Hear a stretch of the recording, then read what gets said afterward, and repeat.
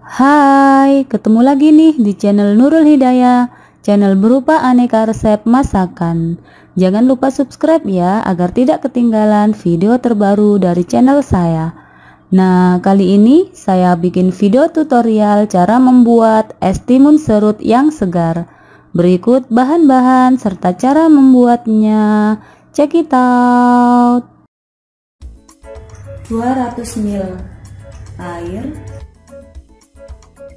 sirup rasa melon, buah mentimun yang sudah diserut, biji selasih yang sudah direndam air hangat, perasan air jeruk nipis,